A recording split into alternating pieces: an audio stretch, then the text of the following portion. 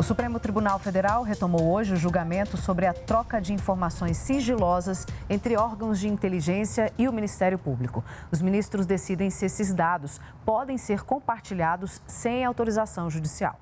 O repórter Daniel Ito traz os detalhes direto do STF. Boa noite, Daniel.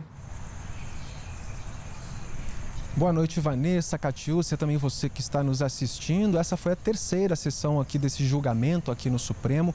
O placar estava empatado em 1-1 e hoje nós tivemos os votos de 4 ministros. Edson Fachin, Luiz Roberto Barroso, Rosa Weber e Luiz Fux. Todos eles acompanharam o ministro Alexandre de Moraes, que já havia votado em outra sessão, no sentido de permitir o compartilhamento desses dados sem a necessidade de autorização da Justiça.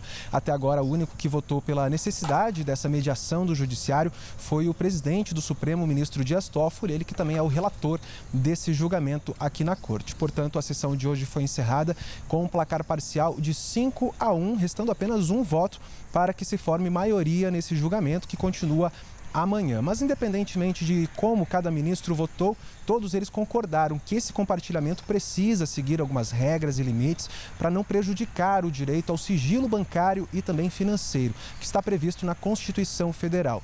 No entanto, o debate sobre esse tema, sobre esses limites e regras desse compartilhamento, vai ficar somente para depois que todos os ministros tiverem votado.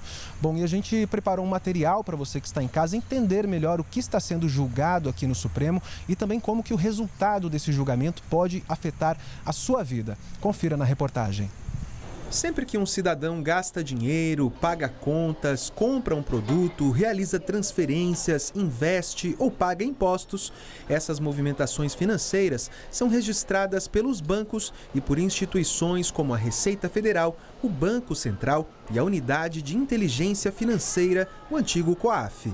O sigilo desses dados é um direito garantido pelo artigo 5º da Constituição Federal para proteger a privacidade dos cidadãos. Mas esses registros também podem apontar indícios de atividades ilícitas, como crimes de corrupção e lavagem de dinheiro, e podem servir de apoio para investigações criminais.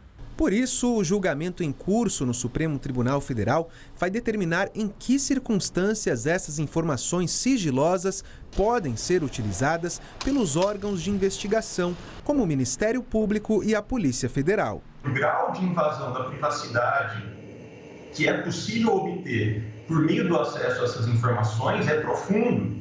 E por isso que está se debatendo qual é o zelo que precisa se ter para que essa devassa não seja ilegal, não seja um constrangimento ilegal à vida privada das pessoas. O presidente do STF, Dias Toffoli, é o relator desse julgamento na Corte. Em seu voto na semana passada, ele defendeu que informações globais e genéricas sobre o histórico financeiro de um cidadão podem ser compartilhados entre as instituições financeiras e os órgãos de investigação. No entanto, dados mais detalhados, como extratos bancários e a declaração do imposto de renda, precisariam de autorização judicial para serem compartilhados. O ministro Alexandre de Moraes foi o primeiro a divergir do relator. Ele defendeu que essas informações sigilosas podem ser compartilhadas sem necessidade de mediação da Justiça, desde que sejam tomadas precauções para evitar o vazamento desses dados. O julgamento deve continuar na tarde desta quinta-feira.